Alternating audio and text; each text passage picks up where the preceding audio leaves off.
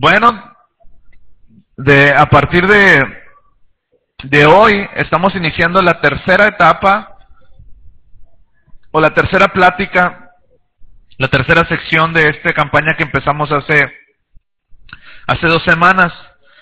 ¿Para cuántos ha sido una bendición esta campaña? Yo creo que hemos estado orando mucho para que cada palabra que estamos leyendo, tanto en el devocional como en el grupo en casa, como en las pláticas de domingo, pues sea información que se convierta en nuestro modo de vida. Así es que yo espero que sigas asistiendo a tu grupo en casa, que no dejes de leer tu devocional diario, y que todo lo que estás aprendiendo pueda representar algo que puedas llevar a la práctica de tal manera que lo puedas vivir, que lo puedas experimentar y que es una gran bendición. Bueno, esta semana que pasó estuvimos hablando acerca de que fuimos llamados a ser amados por Dios. Si hay algo importante con lo que tú tienes que estar familiarizado en cuanto a Dios, es que Dios te ama profundamente. Es que no va a haber nadie en esta tierra, nadie en el universo, nadie en las épocas que te pueda amar como Dios te ama y con la intensidad con la que Dios te ama. Dios nos creó para amarnos, para derramar su amor inagotable sobre nosotros. Eso lo estuvimos estudiando desde el domingo pasado hasta el día de ayer, y hoy empezamos una nueva etapa que somos llamados a pertenecer. Di conmigo, a pertenecer. Todos en esta tierra tenemos un instinto natural a querer pertenecer a algo o a alguien. Eso es una necesidad que Dios puso en nuestro corazón. Todos queremos ser aceptados, pertenecer a un grupo. Por eso, en las escuelas, ¿verdad?, en la preparatoria o en la universidad, hay sectores muy definidos acerca de personas con las que tú congenias, con las personas con las que tú te identificas, a lo mejor por el estilo de música, a lo mejor por el estilo de vestir, a lo mejor por X o Y, pero siempre hay algo que te atrae hacia un grupo donde tú te sientes aceptado y quieres pertenecer a ese grupo. Bueno, Dios, esa necesidad que sentimos natural en nuestro corazón, es una necesidad que Dios puso en nuestro corazón. De tal manera que nosotros no estemos satisfechos hasta que no sintamos que pertenecemos a algo, que pertenecemos a alguien. El sentido de pertenencia es un instinto natural. Uno no piensa querer pertenecer. Tú te sientes bien al pertenecer a un lugar. En la primera reunión ponía el ejemplo de las personas que tenemos nuestra tarjeta de Costco, ¿verdad? Todos, bueno, muchos de nosotros tenemos tarjeta de Costco. Pero ¿cuál es la onda de tener tarjeta de Costco? Yo estaba analizando la otra vez. ¿Cuál es la bendición de tener tarjeta de Costco? Uno podría pensar, no, pues más barato, ¿no? Pero la verdad de las cosas es que no es tan barato, así como que digas, qué bárbaro, vale la pena tener una tarjeta donde nada más yo puedo comprar ahí, porque me sale bien barato, el 50%. En realidad de las cosas es que no es tan barato, ¿sí o no? Yo creo que los que tienen empresas, los que tienen negocios y compran la mayoría, pues yo creo que ya puede representar una ganancia. Pero tú y yo, ¿verdad?, que vamos a comprar a cualquier lugar, pues ¿cuál es la onda de tener una tarjeta? Bueno, lo que te hace sentir bien es que tú tienes una tarjeta que no todos tienen. Y que tú puedes comprar, ¿verdad?, donde no todos pueden comprar, porque tú tienes una tarjeta de membresía de Costco, aunque te cuestan las cosas igual, pero tú tienes tu tarjeta de Costco. Lo que tú no sabes es que Costco te encasquetó. ¿Cuánto vale cada tarjeta? Como $50 por tener una tarjeta donde vas a comprar lo mismo en otro lugar del mismo precio. Pero tú te sientes bien de pertenecer a ese sector de la sociedad que compra en Costco, ¿sí o no? La verdad de las cosas es que no es la gran ganga ir a Costco, pero tú te sientes bien de pertenecer. Imagínate, ese es el negocio de Costco, yo creo, ¿no? Imagínate $50 por membresía que sacan estos camaradas. Y no solamente te la venden, al tiempo la tienes que renovar y ¡pum!, son otros $50 que te atoran ahí. La verdad de las cosas es que, ¿por qué lo hacemos? Porque nos gusta pertenecer. Nos gusta ser parte de algo donde no todos son. Y eso es algo que Dios puso en nuestro corazón. Ahí están en las escuelas, ¿verdad?, los grupos de los emos, los rockeros, los cholos, ¿verdad? ¿Por qué? Y uno se acerca con esos grupos porque, ¿verdad?, te gusta sentirte bien, te gusta sentirte aceptado, te sientes que perteneces. Cuando yo estaba en la secundaria, estaba el rollo de las gangas y de los vatos locos y de grafitear y todo ese asunto. Y yo me acuerdo que en la secundaria había una ganguilla ahí, ¿verdad?, malandros, ¿no? Y el asunto es que, o sea, para que tú pudieras pertenecer a ese grupo, no solamente era que tenías que firmar una membresía o algo, o sea, para que tú pudieras entrar a una ganga de aquellos tiempos, el grupo de la ganga tenían que ponerte una porra de miedo, te tenían que pegar golpearte para que fueras parte de una ganga, válgame Dios. Y bueno, sucedía que había muchachos que terminaban mal heridos por el hecho de querer pertenecer a un grupo, ¿verdad? Y los aceptaban siempre y cuando 2 o 3 de los más fuertes ahí los pateaban y ahora sí, pues ya puedes pertenecer. Y yo digo, ¿cuál es la necesidad de querer ser pateado para pertenecer a un grupo, verdad? Bueno, ¿sabes qué es? La necesidad de sentirse perteneciente a algo, sentirse aceptado a algo. Están dispuestos, gente, a ser golpeados para ser parte de un grupo. No, como que no está normal ese asunto, ¿verdad? Y la otra se estaba viendo en la televisión en Nat Geo, gangas a nivel mundial, ¿verdad? Que lo que te hacen para que tú puedas pertenecer a una ganga así, tienes que matar a una persona. Y gente está dispuesta a matar a una persona para ser parte de un grupo. Tú dices, ¿cómo puede ser posible? ¿Sabes por qué? Porque el sentido de pertenencia es sumamente fuerte. Tú quieres sentirte ser parte de algo y donde te rechazan, tú no quieres ir porque te rechazan. Te gusta estar donde te aceptan. Te gusta ser donde eres bienvenido. Te gusta estar donde hay gente que te acepta tal y cual eres. Esa necesidad Dios la puso, iglesia. Pero tenemos que enfocarla a nuestra identidad en Dios.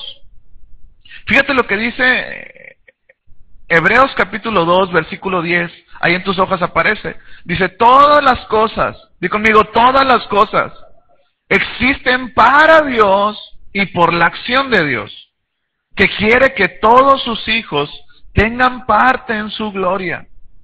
Esto es, Dios nos creó para que fuéramos sus hijos y tengamos parte en su gloria. Me encanta pensar en esto porque a lo largo de la Biblia podemos ver muchas facetas de Dios. Podemos ver muchas maneras en las que Dios se manifestaba a su pueblo y se manifestaba al mundo y a la creación. Pero lo más bonito que a mí me hace pensar, que me hace sentir bien, es pensar que aparte de que Dios es un Dios bueno, que Dios es un Dios de reglas, que Dios es un Dios soberano, sobre todas las cosas es un Dios que es mi Padre.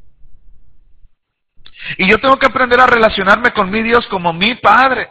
A veces nosotros no tenemos una idea muy clara de una paternidad sana por la experiencia de nuestros padres. Pero Dios es el Padre perfecto. Y tenemos que aprender a relacionarnos no solamente con Dios de una manera obediente, como un rey, como un soberano que lo es, pero tenemos que aprender también a relacionarnos con Dios como si fuera nuestro Padre. Y eso nos hace miembros de una familia. Antes de continuar y de orar, me gustaría que viéramos una entrevista que hicimos con una persona de aquí de la congregación. Quiero que la veamos y después vamos, si alguien me puede ayudar a apagar la luz de aquí del centro, y vamos a verla y después vamos a continuar. Muchos de nosotros conocemos a Javier. Javier es una persona especial aquí en la congregación.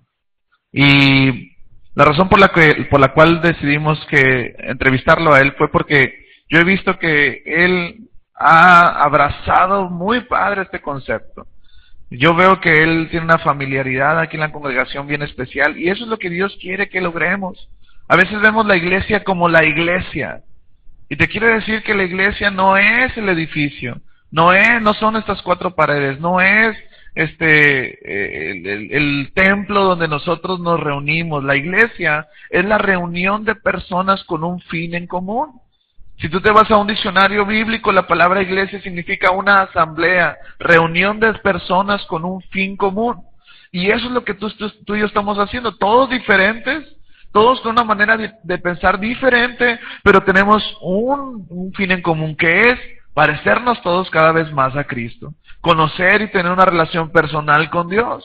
Así que vamos a orar en esta tarde, que Dios nos hable, que Dios nos rete, que nos ayude a seguir asimilando este concepto de familiaridad con el cual Dios nos está hablando en esta tarde. Cierra tus ojos, vamos a orar. Dios, te damos gracias, porque primero que nada entendemos, Señor, que la iglesia no es el edificio, no es, Señor, las instalaciones. La iglesia es la reunión de tus hijos, Señor, con el fin común de adorarte, con el fin común de escucharte y de ver, Señor, la manera de ser cada vez más como tú. Pedimos que en esta tarde tú nos hables, que brinquemos ese pensamiento de ver a la iglesia como la iglesia, que veamos a la iglesia como nuestra familia. Te bendecimos porque para eso nos fuiste llamados y hoy queremos responder a ese llamado, Señor. Queremos saber que tú eres nuestro Padre, pero también, Señor, responderte a ti como hijos. Te bendecimos en el nombre de Cristo Jesús. Te damos gracias. Amén. En el segundo propósito por el cual estamos en esta vida, ahí en tus hojas, dice, Dios me formó para su familia. Puedes escribir eso en tus hojas. ¿Alguien no tiene una hojita como esta? ¿Alguien no tiene? Ok, voy a pedir a los anfitriones si me pueden ayudar a entregar a las personas que no tienen hojita. Es importante que tú tengas una hojita como esta. A ver, levanten su mano los que no tengan. Se van a acercar los anfitriones rápidamente, ¿verdad? Ahí me dejaron a Ponchito solo. Mantengan su mano en alto 1 minuto para que tengan su hojita. El primer propósito por el cual Dios nos creó, lo vimos la semana pasada, fuimos creados para que Dios derramara su amor sobre nosotros. En esta ocasión vamos a ver que Dios nos formó para su familia. Dios bien pudo haber creado súbditos, pudo haber creado soldados, pudo haber creado muchas cosas, pero Él decidió crear hijos. Di conmigo, hijos. La palabra de Dios dice en el libro de Juan, capítulo 1, versículo 12, mas a todos los que le recibieron, a los que creen en su nombre, dice, les dio la potestad de ser llamados hijos de Dios. Y eso es algo que nos gusta pensar. Tenemos derechos como hijos, todos nosotros somos hijos, tenemos padres. Y nos gusta pensar en los derechos que tenemos como hijos. Pero también debemos de recordar que como hijos también tenemos responsabilidades, tenemos requisitos también. Y hay un orden de autoridad y un orden de bendición cuando nosotros aceptamos ese modo de vida. Dios es nuestro Padre. Y con ello, todas las bendiciones que conlleva tener como Padre al Creador del universo. Quiero que te imagines eso por 1 minuto.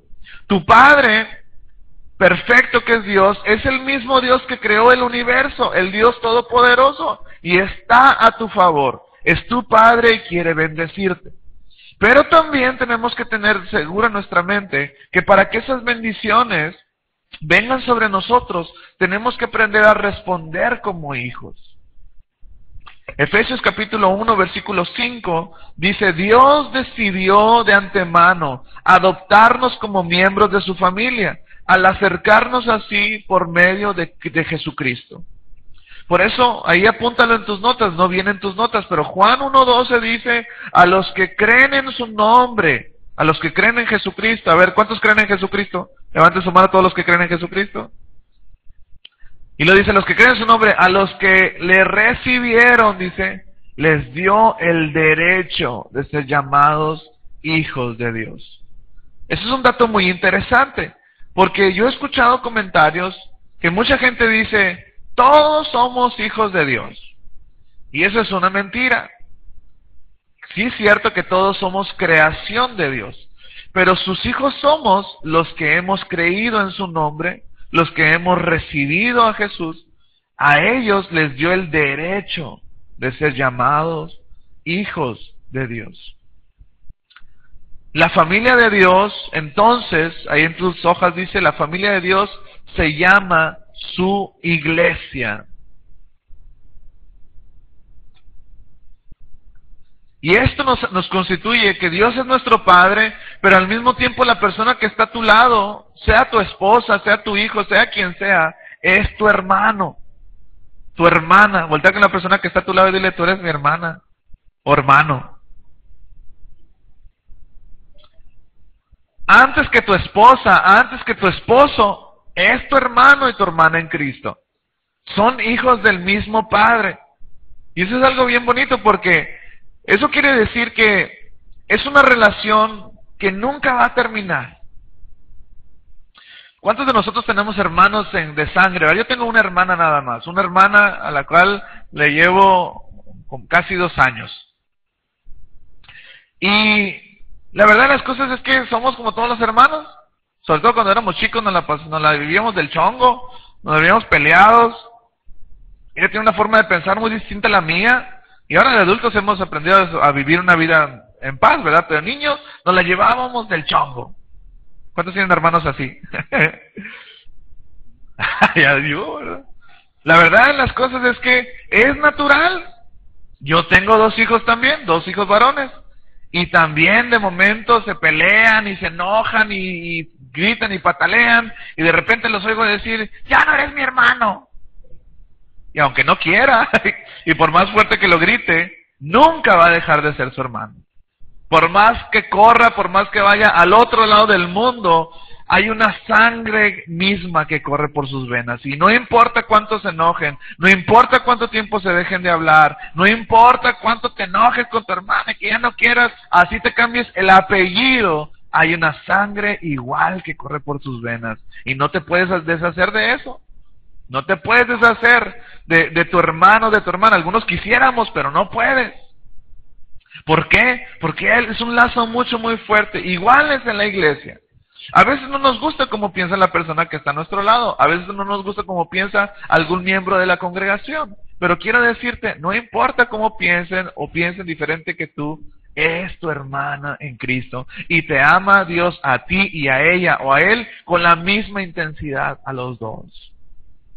Qué interesante ver que la iglesia no solamente representa un lugar donde venimos a reunirnos a escuchar la palabra de Dios. Es el lugar donde los hijos de Dios se juntan con un fin en común, que es adorar a Dios, escuchar su palabra, tratar de ponerla en práctica. Y más adelante vamos a estar viendo muchas otras cosas que representan el acercarnos a la familia de Dios.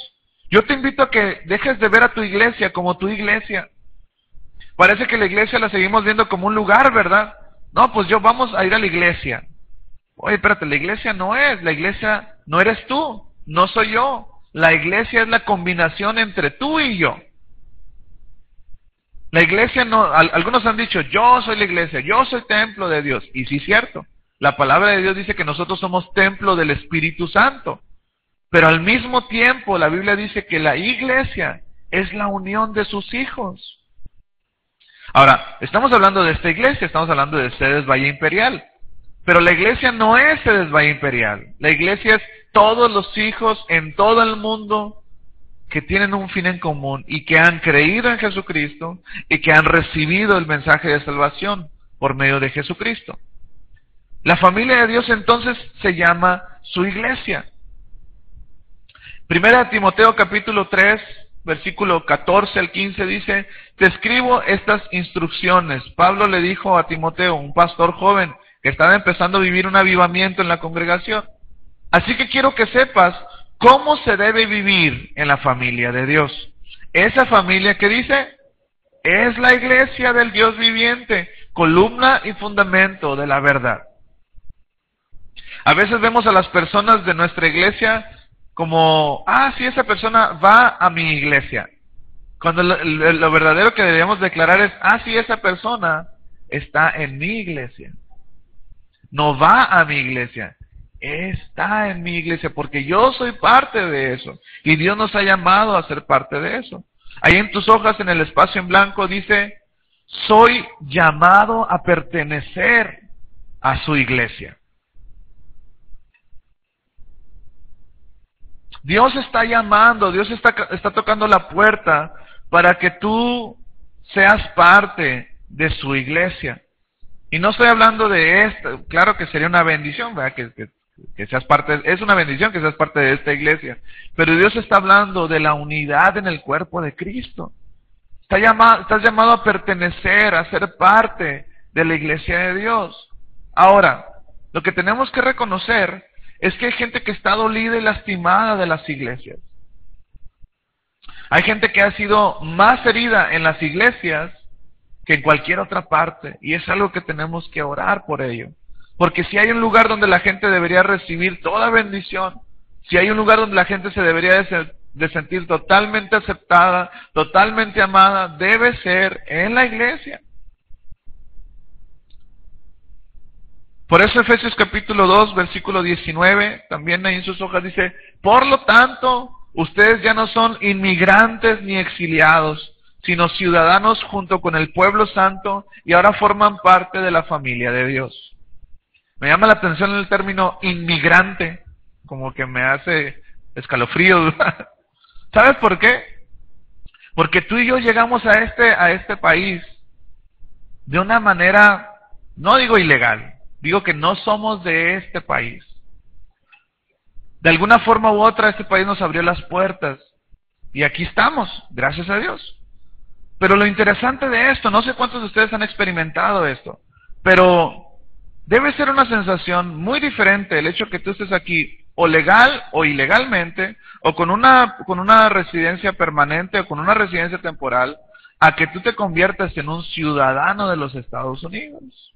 ¿Sí me estoy explicando? Cuando uno se hace ciudadano de los Estados Unidos, ahora tienes todos los derechos de ser un ciudadano. Todo lo que conlleva y todos los requisitos también. La verdad de las cosas es que cuando tú te conviertes en ciudadano, brincas a un estatus muy diferente de solamente ser residente de esta nación. Por ejemplo, en mi caso, yo tengo una visa temporal, una visa de trabajo, una R1, que son destinadas para los hombres que nos dedicamos a los asuntos religiosos. Yo como pastor me aprobaron una R1 y tengo permiso de residir aquí en los Estados Unidos por 3 años. Cada año tengo que ir a presentarme al consulado y hacer todo un trámite para renovar esa visa. Después de 3 años puedo aspirar a una visa permanente. Pero todavía eso, tengo entendido que a los 10 años tengo que renovar esa visa también. Pero llega un punto en el que has brincado todas esas etapas y te conviertes en ciudadano.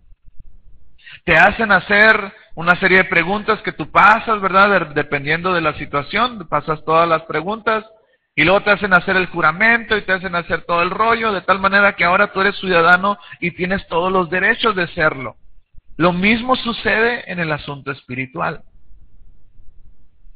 Hay gente que está con Dios, pero no se convierten en ciudadanos, ¿verdad? Junto con el pueblo santo.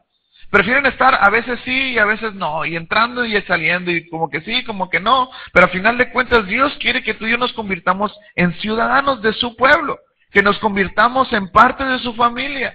Y eso sucede solamente, iglesia, cuando nosotros aceptamos el llamado por parte de Dios. Romanos capítulo 1, versículo 6, ¡ay! ¿Me lo quitaron? Ustedes, dice, están incluidos entre los gentiles que fueron llamados a pertenecer a Jesucristo. Me llama la atención el término gentiles porque la palabra de Dios nos enseña que los judíos eran unas personas sumamente celosas de ese llamado a pertenecer al pueblo de Dios. Y ellos creían, o por lo menos así era antes, ellos creían que nadie que no fuera judío tenía acceso a Dios. Nadie que no fuera del pueblo de Dios, nadie que pertenecía al pueblo de Israel tenía acceso al amor o a la bendición del Dios creador. Y así fue por un tiempo. Pero dice la palabra de Dios que a través de Jesucristo se abrió la puerta no solamente para judíos. En esos gentiles, los gentiles se les llamaba a aquellos que no pertenecían al pueblo de Dios, aquellos que no eran israelitas. Y gracias a Jesucristo, esa puerta se abrió no solamente para los judíos, sino para todo el mundo. Y ahora no solamente los judíos, tú y yo y cualquier hombre de la etnia, nación, lenguaje que sea, tiene acceso al mismo amor de Dios que cualquier otra persona. Eso es lo que Dios nos enseña en este pasaje. Cuando nosotros nos convertimos en la iglesia es porque estamos respondiendo al llamado de Dios. Estamos respondiendo a lo que Él quiere que nosotros seamos. Uno como padre, yo tengo 3 hijos, 2 hijos, 2 varones y una niña. Y yo amo profundamente a los 3. No puedo decir que amo más a uno que a otro. Los que tienen hijos me pueden entender. Aunque hay hijos que pueden decir, es que yo veo que ama más a fulanito o a fulanita. Uno como padre sabe que no puedes amar más a uno que a otro. Tú los amas con la misma fuerza de amor a cada uno de los 3. Sí es cierto que hay empatía a veces entre padres. Por ejemplo, en mi caso familiar, ¿verdad? Es muy claro la empatía que hay familiar. Yo con mi mamá era uña y carne, ¿verdad? Yo y mi mamá platicábamos y nos enojábamos y nos contentábamos y era una relación muy estrecha, como la es mi hermana con mi padre. Y eso nunca he pensado yo que mi papá ame más a mi hermana que a mí. Simplemente hay afinidad entre ellos y había afinidad entre mi madre y yo. Y el asunto aquí con Dios es igual. Dios no ama más a uno que a otro. Dios nos ama exactamente igual. Los que tenemos más de un hijo podemos entender este concepto, aunque puede parecer que a veces Dios ama o consiente más. Podemos pensar en que a veces Dios tiene bien chiqueado a uno, y no necesariamente. Probablemente es una persona que ha entendido algo que nosotros no, pero no quiere decir que Dios lo selecciona y dice, a ti te voy a bendecir más que a otro.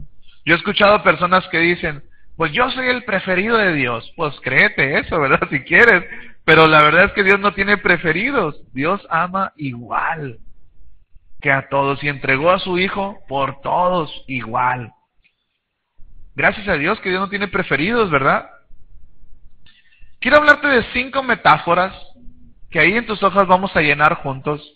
5 ejemplos de cómo Dios quiere que nos relacionemos a través de su iglesia para con Él. ¿Estás listo? ¿Estás listo? Número 1. Un beneficio de pertenecer a la familia de Dios, y una de las metáforas es que en la familia de Dios aprendo mi verdadera identidad.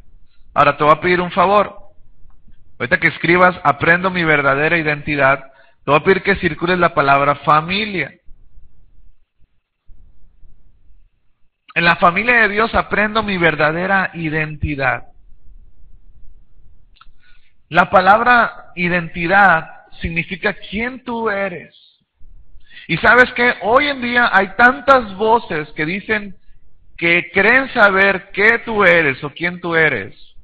Y el único que puede traerte a ti una verdadera identidad, el único que puede decirte realmente quién eres, es tu Padre. Por ejemplo, yo me parezco mucho a mi papá. Y todos nos lo dicen.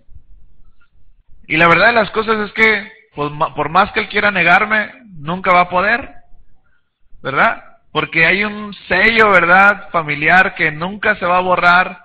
Yo soy su hijo y por más que yo diga que no, es mi padre. Y hay genes en mí de él. Es mi identidad. Mi identidad se formó a través de la mezcla de genes por parte de mi madre y mi padre y salí yo. Y Dios es exactamente igual para ti, para mi Dios. Tú tienes un ADN espiritual. Tú tienes algo que está corriendo por tus venas espirituales y ese ADN es un ADN de Dios. Y tu identidad está en Dios. Mucha gente te puede decir quién eres, psicólogos, el mundo, las estadísticas te pueden decir qué eres, pero quien tú tienes que creer en realidad y aceptar tu verdadera identidad se encuentra en la familia de Dios. Efesios capítulo 2, versículo 19, dice así: ahora forman parte de su pueblo y tienen todos los derechos, ahora son de la familia de Dios. Hebreos 2:11 dice así: Jesús y las personas que hace santos, todos pertenecen a la misma familia, por eso no se avergüenza de llamarlos sus hermanos y hermanas. Hoy en día, como en muchas partes puedes escuchar muchas cosas que te pueden decir qué eres o qué puedes hacer. A mí me da tristeza ver gente que tiene su identidad o tiene sus decisiones por tomar basadas, por ejemplo, en las estrellas. Válgame Dios. O sea, dependiendo cómo están las estrellas, cómo está la luna, es como eres tú o cómo vas a estar. Ahí está la mujer, ¿verdad?, diciendo, no, este no es un tiempo de relaciones porque la luna está de lado, o porque las estrellas están acá o allá, y Géminis, ¿verdad?, y Capricornio, y todo lo que te sobra, me sobra, te doy, ¿verdad? Tienen su identidad en cómo están las estrellas. O sea, si una estrella no apareció bien un día porque se fundió, ya, se acabó. El asunto aquí es que no puedes dejar que tu vida sea un volado al aire. A ver cómo aparecieron las estrellas, o a ver cómo la luna está de buenas o está de malas, o si el sol, o si el planeta, o no sé. Tú tienes que crear y tomar tus decisiones no en lo que los planetas dicen, en lo que Dios dice. Porque Él te creó. Y porque Él te hizo con las características, con la personalidad con la que tú eres, porque así le agradó al Señor. ¿Sí o no? No lean el horóscopo. Ahí el Facebook, ¿verdad? Me tiene atosigado ahí. No, ya leí el horóscopo. ¿Y tú qué eres? Y yo no sé qué, y que tú que yo. Leamos la Biblia. Ahí está nuestra identidad. Dios quiere que seamos miembros de su familia y que en esa relación de Dios, a través de la familia de Dios, podamos nosotros tener nuestra verdadera identidad. ¿A poco no suena medio chusco hacerle caso a las estrellas? O sea, a ver cómo va a estar el asunto, para ver si vas a tener una relación, o ahorita es el tiempo de que hagas un negocio, porque las líneas de las estrellas, oye, el tiempo de hacer negocio no depende de las estrellas, depende de la sabiduría para hacerlos, depende de las capacidades que tienes o no. No puedes ahora, ¿verdad?, pensar en que si vas a tener una relación o no, porque la luna, o sea, tú piensa en lo que Dios quiere para ti. Y Dios te va a honrar por eso. El segundo ejemplo o la metáfora que viene aquí en el estudio, es que somos el templo de Dios. Y en el templo de Dios dice, tengo el apoyo de otros. Escribe ahí en tus hojas, subraya la palabra templo. Acuérdate que primero hablamos de familia, ahorita estamos hablando de templo. Dice, en el templo de Dios tengo el apoyo de otros. Si hay algún lugar, iglesia, donde nosotros deberíamos de recibir el apoyo necesario para seguir adelante, debe ser en la iglesia. Y debemos ser honestos en esto. A veces la iglesia se convierte más en un lugar de juicio que en un lugar de apoyo y de restauración. Y no solamente para la gente nueva, probablemente para la gente nueva uno tiene un corazón más tierno de recibirlos. Pero ¿qué pasa con todos los demás? A veces nos convertimos en dedos acusadores, por algo. De repente vemos a un hermano, una hermana pasar por una situación económica difícil, de repente se quedó sin trabajo y uno dice, por algo. Algún pecadillo por ahí debe tener, ¿verdad? Algo está haciendo mal, a lo mejor debe ponerse a cuentas con Dios. ¿Qué tal que no? ¿Qué tal que Dios quiere llevarlo a un nivel diferente? Y nosotros convertirnos en ese apoyo para que salga adelante. La palabra de Dios en el libro de Colosenses dice, soportaos los unos a otros.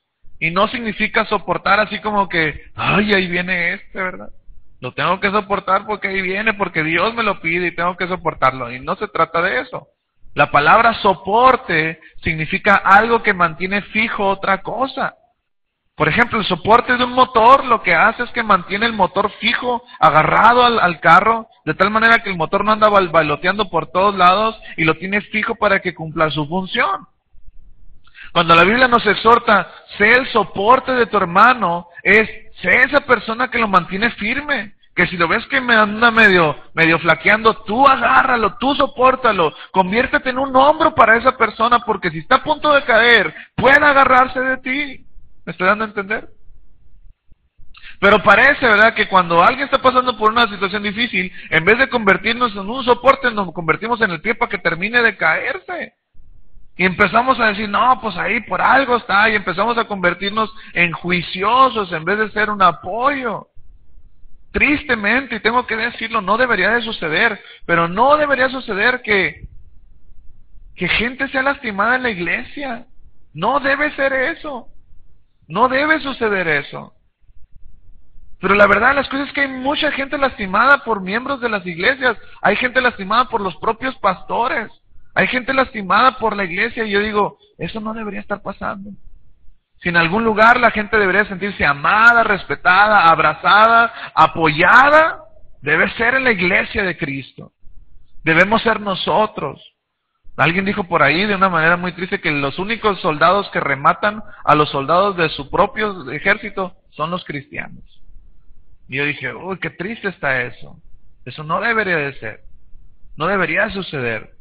Si en un lugar nosotros deberíamos de venir como un lugar para agarrar fuerzas, para sentirnos amados con las personas que están a nuestros lados, es en la iglesia de Dios. Porque la Biblia dice que cuando nosotros pasemos por una tentación, por una situación difícil, primero Dios nos va a poner algo más allá de lo que nosotros podamos soportar, número uno. Y número dos, la Biblia nos hace ver que cuando nosotros sufrimos, hubo otras personas que ya sufrieron lo mismo. Y esas personas nos pueden apoyar a nosotros, guiarnos en el camino por el cual nosotros nos sentimos un poquito perdidos. Pero eso debe convertirse en la iglesia de Dios. Fíjate lo que dice Efesios capítulo 2, versículo 21 y 22. Dice, en él, Jesús, todo el edificio bien armado se va levantando para llegar a ser un templo santo en el Señor. En él también ustedes son edificados juntamente, subraya esa parte, juntamente, ustedes son edificados juntamente para ser morada de Dios por su Espíritu. Romanos capítulo 1, versículo 12, en la palabra de Dios para todos, dice así, que juntos podamos ayudarnos con la fe que tenemos. Su fe me ayudará a mí y mi fe les ayudará a ustedes. Qué interesante está esto. Porque la palabra de Dios nosotros tenemos bien claro que sin fe es imposible agradar a Dios. Hebreos capítulo 11, versículo 1 nos define la fe. Es pues la fe la certeza de lo que se espera, es la convicción de lo que no se puede ver, y a veces tenemos ese concepto muy abrazado en lo personal, y eso es bueno. Pero la Biblia nos enseña que nuestra fe debe ser de apoyo también para otros. No sé cuántos de nosotros hayan pasado por un momento en el que sienten que su fe ha flaqueado. ¿Alguien se ha sentido así? Pocos, ¿verdad? Levanta su mano, ¿quién se ha sentido que su fe le ha faltado? A mí me ha pasado. ¿Y sabes qué? Es en la iglesia donde hay una persona donde me dice, Richie, sí se puede. Todo lo puedes en Cristo que te fortalece. Y aun cuando yo siento que mi fe está a punto de flaquear, hay una persona que con su fe me anima a mi fe. Y que con su convicción me hace salir adelante. Y digo, híjole, sí se puede. Porque todos en un momento dado vamos a llegar a situaciones donde nuestra fe va a ser probada. Di conmigo, probada. Todos nosotros vamos a estar pasando en un momento u otro, tarde que temprano, vamos a estar puestos en una situación en la que nuestra fe va a pasar por fuego. Y la única manera en la que nosotros vamos a poder sobrellevar ese fuego es en la familia de Dios. Es poder saber que la persona que está a mi lado no está para condenarme, está para apoyarme, está para animarme, está para orar por mí, está para dar una palmadita en la espalda y decir, Richie, tú puedes hacerlo. Muchas veces, más de las que yo quisiera contar, me he sentido con mi fe flaquear. Pero ha habido personas a mi alrededor que me han dicho, Richie, sí se puede. La fe de otros se ha convertido en mi fortaleza. Por eso la Biblia dice, aunque nosotros lo utilizamos mayormente para el asunto matrimonial, la Biblia dice que 2 es mejor que 1, porque tienen mejor paga de su salario, dice. 2 son mejor que 1, porque si uno está solo y cae, no va a tener otro que le levante. Y eso es algo muy cierto en el matrimonio, pero también en nuestras relaciones. Es bueno que tengamos gente a nuestro alrededor, que nos sentamos en ese lugar donde sentimos el apoyo de otros. Mi oración es que Cedes Valle Imperial se convierta en un lugar de refugio, de restauración, donde la gente pueda venir y lo único que pueda encontrar en este lugar sea el amor de Dios, el amor restaurador, el amor que los ayude a salir adelante de todo lo que necesiten. Número 3. La tercera metáfora que se utiliza en este pasaje es el cuerpo. Dice, en el cuerpo, subraya la parte cuerpo, dice, en el cuerpo de Cristo descubro mi valor único. Es interesante que Dios utiliza esta metáfora para referirse al cuerpo de Dios. Romanos capítulo 12 lo explica de una manera muy interesante. Dice así, así como nuestro cuerpo tiene muchas partes y cada parte tiene una función específica, el cuerpo de Cristo también.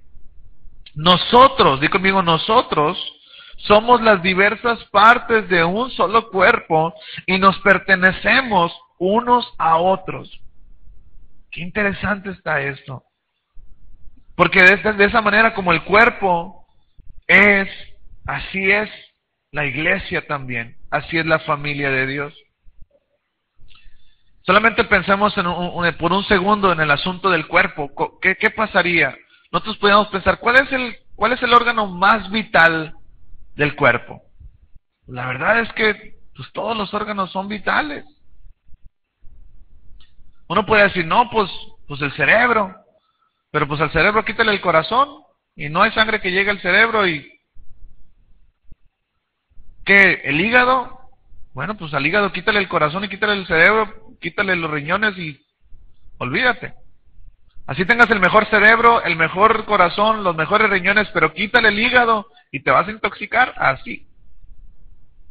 No hay una parte más importante del cuerpo, todo es importante. El órgano que a final de cuentas termina siendo el que manda, también termina siendo vulnerable como el cerebro, sin ninguno de los otros órganos. Y así es el cuerpo de Dios. Tú y yo representamos ese cuerpo. Algunos somos el corazón, otros somos el estómago, otros somos el hígado, ¿verdad? Voltea con la persona que está a tu lado y dile, tú no eres el hígado. Tú eres puro corazón. Pero la verdad es que todos tenemos una función específica. Fíjate lo que dice 1 Corintios, me gusta cómo lo ejemplifica esta versión. 1 Corintios capítulo 12 dice, si el pie dijera, no formo parte del cuerpo porque no soy la mano, dice, no por eso dejaría de ser parte del cuerpo. Y si la oreja dijera, no formo parte del cuerpo porque no soy el ojo, ¿dejaría de ser parte de ese cuerpo? Claro que no. A final de cuentas todos somos una parte del cuerpo y tú eres vital para ese cuerpo. Si tú no estás, a algo le va a hacer falta a ese cuerpo. Algunos dicen por ahí, ¿verdad? ¿Qué es lo que quitan la vesícula o la que dicen que no sirve para nada? Pues bueno, hasta eso debe tener una función. ¿Cuál es? No sabemos, pero ahí está, ¿verdad? Ni los doctores saben a veces, pero tiene una función específica. Es increíble, ¿verdad? La otra conocí a una persona que por la diabetes, ¿verdad? Y mal cuidada, perdió uno de sus dedos del pie. Y dice esta persona, me quitaron 2 dedos del pie, dice, y era suficiente para que yo me estuviera cayendo, dice. Porque perdió el equilibrio por 2 deditos del pie. Entonces dices, ¿así? Pues así. Porque todo en el cuerpo tiene una función específica. Tú tienes una función específica en el cuerpo de Dios. Tú eres parte vital de ello y tienes que creerlo. No porque no seas corazón, no eres parte del cuerpo. No porque no seas los ojos, no eres parte del cuerpo. Tienes una función específica. Efesios capítulo 4, versículo 25, ahí en sus hojas dice, en el cuerpo de Cristo todos estamos conectados entre sí. La cuarta metáfora que utiliza la Biblia para referirse a la familia de Dios es el rebaño. Di conmigo, el rebaño. En el rebaño de Dios recibo protección.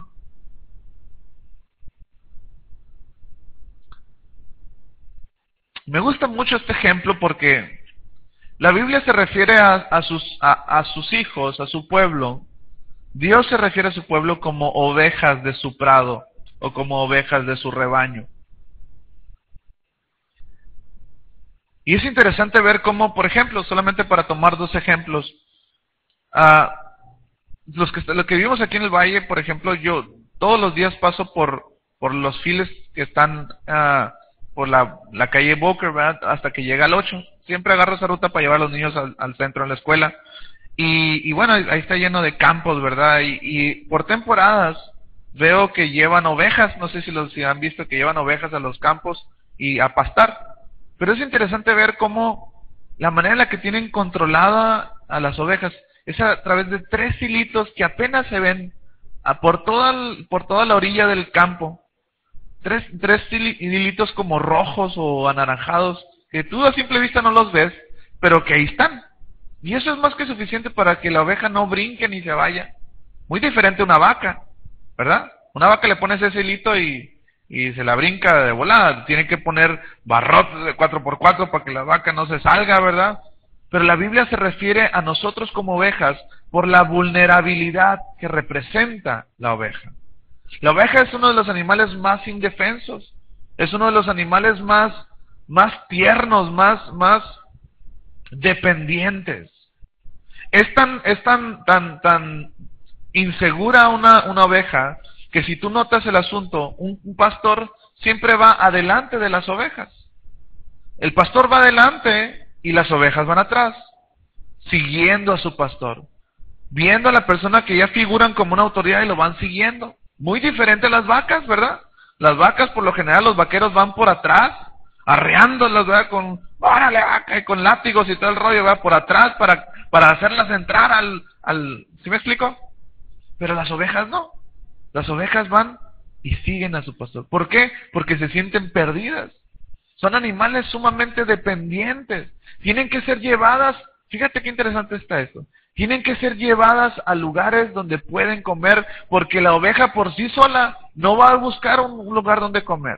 Una oveja prefiere que morirse de hambre antes de ir a un lugar que no conozca. Es interesante ese dato. Tiene que ser llevada por el pastor para llevar. Por eso la Biblia dice, el Señor es mi pastor, nada me faltará. En lugares de delicados pastos me hará descansar. Junto a aguas de reposo me pastoreará, confortará mi alma. ¿Tú ves cómo la referencia que David habla acerca de que Dios es su pastor es una relación sumamente dependiente? Pero sabes que muchos de nosotros creemos que no necesitamos la protección de Dios. Primera de Pedro capítulo 5 versículo 2 dice, cuiden del rebaño de Dios que Dios les ha encomendado. Háganlo con gusto. Está hablando los líderes de la iglesia, ¿verdad? No de mala gana ni por el beneficio personal que puedan obtener por ello, sino porque están deseosos de servir a Dios. En el rebaño de Dios no solamente el liderazgo se convierte en una parte importante de protección y de ayuda, sino cada uno de nosotros. Por eso Gálatas capítulo 6 versículo 2 dice así, ayúdense a llevar los unos las cargas de los otros y obedezcan de esa manera la ley de Cristo. Primera de Tesalonicenses capítulo 5 versículo 11 dice lo siguiente, anímense y fortalezcanse unos a otros tal como ya lo están haciendo. Debería ser en el rebaño de Dios donde nosotros nos animamos unos a otros, donde nos fortalecemos unos a otros, donde llevamos las cargas los unos de los otros. Gálatas capítulo 6, y en sus casas, no está aquí en las notas, pero en Gálatas capítulo 6 habla de algo muy interesante en esto. Dice, no se engañen, dice, Dios no puede ser burlado. Todo lo que el hombre siembra, eso va a cosechar. Por eso los animo, dice Pablo, a que no se cansen de hacer el bien, y menos si se trata de la familia de Dios. Porque a su tiempo, dice, segaremos si no desmayamos. El último ejemplo que la Biblia nos habla acerca de la familia de Dios es el jardín. Dice, en el jardín de Dios puedo ser productivo. Puedes llenar tu hoja. La Biblia habla mucho acerca de la productividad del cristiano.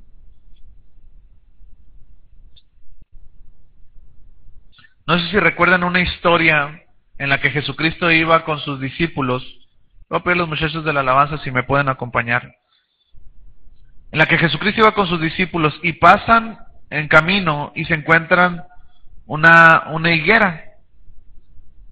La historia nos dice que Jesús se acercó a esa higuera y no encontró fruto. Dí conmigo, no encontró fruto. Dice, y al no encontrar fruto, Jesucristo maldijo la higuera. Y la historia nos dice que la maldijo con estas palabras. Nunca más nadie comerá del fruto de esta higuera. Fíjate qué interesantes palabras. Voy a pedir toda tu atención. Dice la historia que después de regreso vieron la higuera y la higuera estaba seca. Entonces, analizando este pasaje, yo me di cuenta que Jesucristo no secó la higuera. La maldición que Jesucristo declaró sobre la higuera fue: nunca más nadie comerá del fruto de esta higuera. Caminaron y de regreso la encontraron seca. Jesucristo no secó la higuera. Lo que secó la higuera fue lo que Jesucristo declaró sobre ella.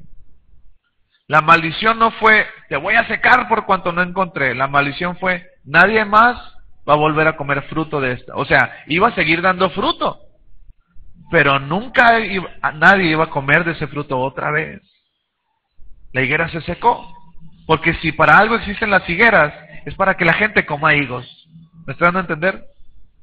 El propósito por el cual una higuera sirve y funciona es para que dé higos y que la gente los disfrute. ¿De qué le sirve una higuera dar higos que la gente no iba a comer? Dios nos está llamando en este tiempo, iglesia, a que respondamos a ese llamado a pertenecer a la familia de Dios. Juan capítulo 15, versículo 4 y 5 dice: ninguna rama puede dar fruto si está sola. Di conmigo: si está sola. Fuerte dilo: si está sola.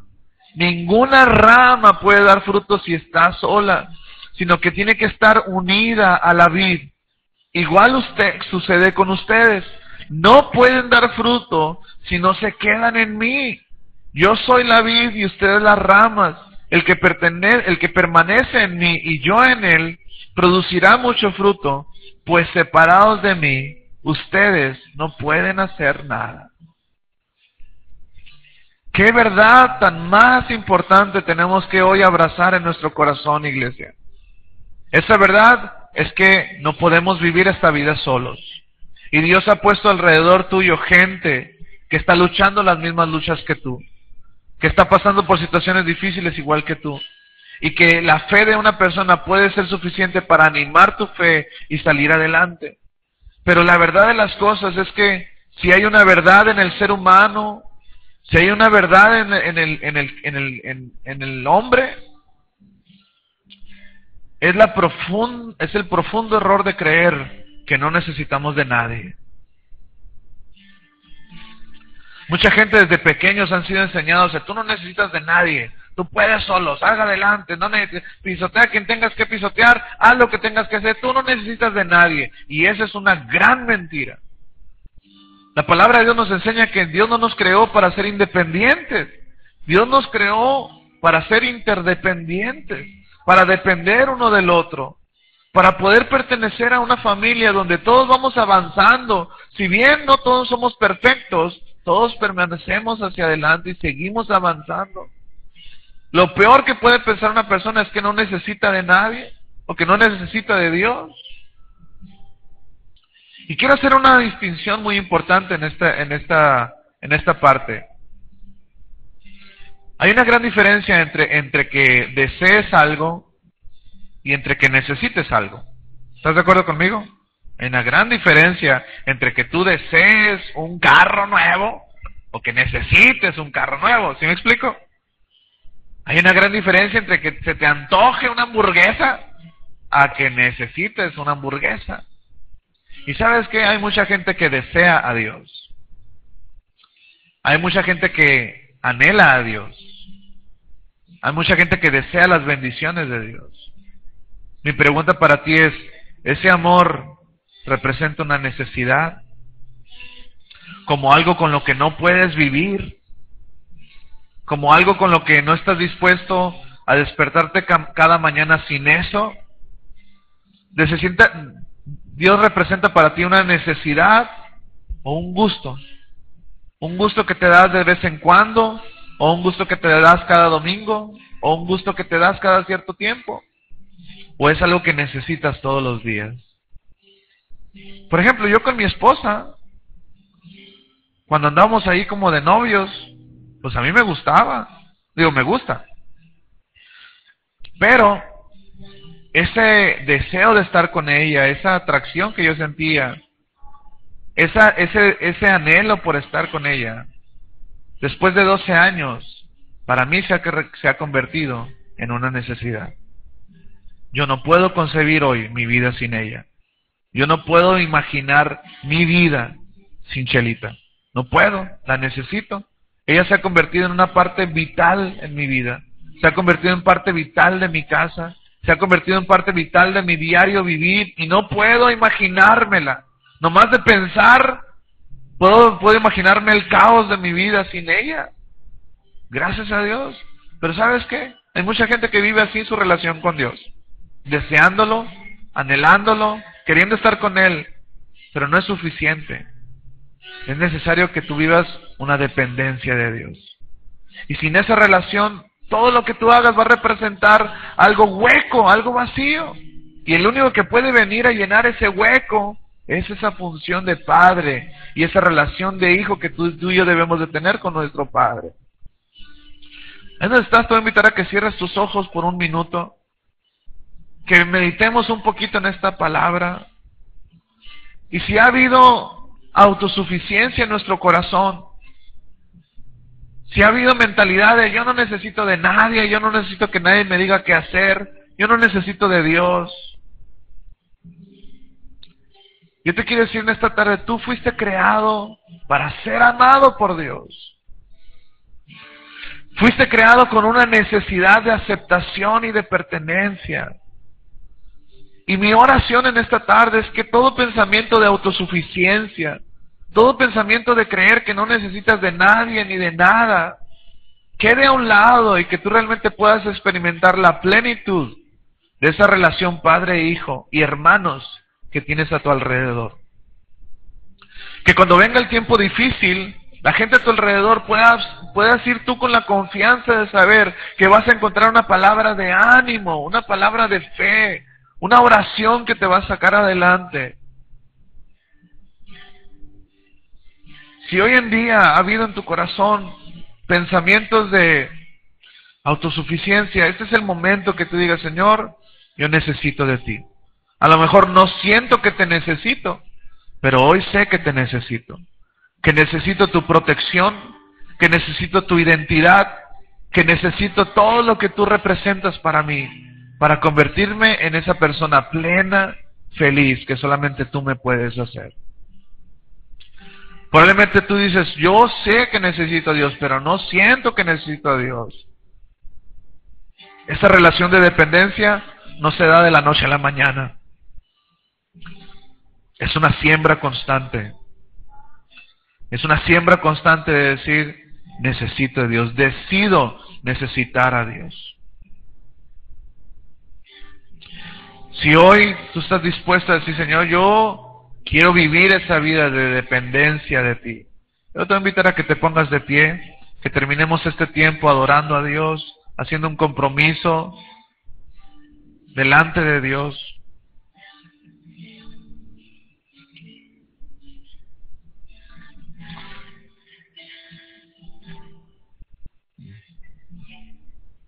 La palabra de Dios nos enseña que Él nos atrae a Él con cuerdas de amor. Él nunca va a tumbar la puerta de tu corazón. Él está tocando y Él anhela que tú abras esa puerta. Pero esa relación de necesidad no es algo que se va a dar en un día, en dos, es en toda una vida de saber depender de Dios. Así como mucha gente aprende a vivir sin necesitar de nadie y salir adelante solos, porque hay gente así. También el hecho de depender de alguien es algo que se tiene que querer. A veces no es algo que se tiene que sentir, pero es algo que se tiene que querer hacer. A veces yo bromeo con Chelita y le digo, no puedes vivir sin mí, ¿verdad? Y Chelita me dice, sí puedo vivir sin ti, pero no quiero vivir sin ti. Ay, yo.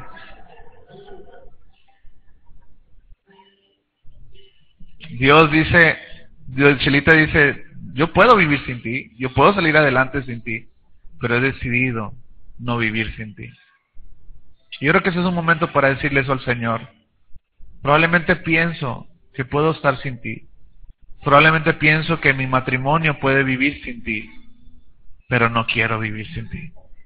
Cierra tus ojos, levanta tus manos hasta el cielo. Dile, Señor, te necesito. No deseo vivir un día más sin ti, Señor. Aunque no sienta, hoy decido que tú te conviertas en mi más grande necesidad. Dile esto: te necesito. Cántaselo con todo tu corazón. Te necesito.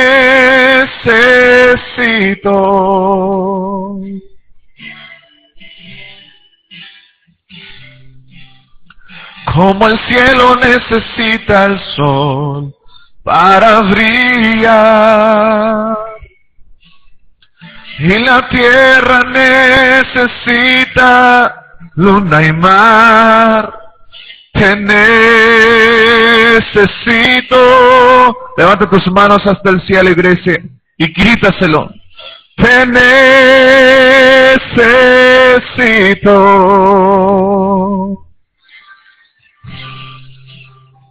Cada día más y más. Cada día más y más. Quiero estar donde tú estás. No te dejaré jamás. Te necesito. Padre, hoy declaramos con este canto, Señor, que queremos necesitarte. Queremos que tú te conviertas en nuestra dependencia total, Señor. Una vez más. Te necesito. Y grítaselo al Señor: te necesito, Señor. Te necesito. Como el cielo, Señor. Como el cielo necesita el sol para brillar, y la tierra necesita luna y mar. Te necesito. Decláralo fuerte, iglesia: te necesito. Te necesito.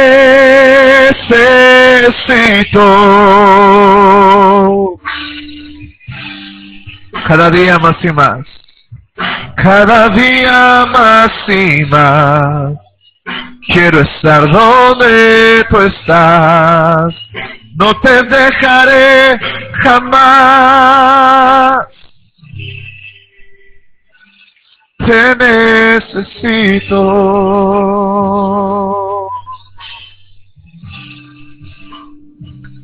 Te necesito, Señor. Toma la mano de la persona que está a tu lado. Y yo quiero que tú ores por la persona que está ahí. Esa persona que está a tu lado representa tu hermano, tu hermana. Probablemente es tu amigo, tu hijo, tu hija o tu esposa. Pero más que eso, es tu hermana. Y esa persona se debe de convertir en una relación tan fuerte como de dependencia. Yo te voy a pedir que cierres tus ojos, que ores por la persona que está a tu lado, que la bendigas. Padre, yo te declaro que la persona que está a tu lado es tu hijo o tu hija. Declaro que esa identidad no está en ninguna otra parte, que ninguna otra persona puede venir a decir quién es esa persona. Declaro que su identidad está en ti. Declaro que su protección está en ti. Declaro, Señor, que la dirección que tú tienes para su vida eres tú, Señor. Y que es una persona y será una persona llena de frutos. Padre, declaro que te necesita. Que aunque piense que no te necesita, Señor, yo declaro que te necesita. Y que no habrá día, Señor, en el cual pueda levantarse sin la necesidad de escuchar tu dirección. Padre, hoy hemos recordado el precioso regalo de saber que somos tus hijos, que eres un Dios de reglas, sí, que eres un Dios soberano, sí, pero sobre todas las cosas eres un Dios que es nuestro Padre, un Padre de amor, y queremos responder a esa relación amando a tu iglesia, siendo parte de ella en el nombre de Jesús. Despídenos con bien de este lugar, que mientras salimos a nuestros destinos, tu Espíritu nos siga acompañando y seguir disfrutando de un buen tiempo, no solamente con nuestra familia carnal, sino también con nuestra familia espiritual. Te bendecimos, Te damos gloria a ti en el nombre de Jesús. Amén, Señor. Un fuerte aplauso a nuestro Dios. Estamos despedidos. No se vayan sin saludar a 2 o 3 personas que estén ahí cerca de ti, pero también no sin antes apuntarte para el campamento familiar en el módulo de información. Dios los bendiga.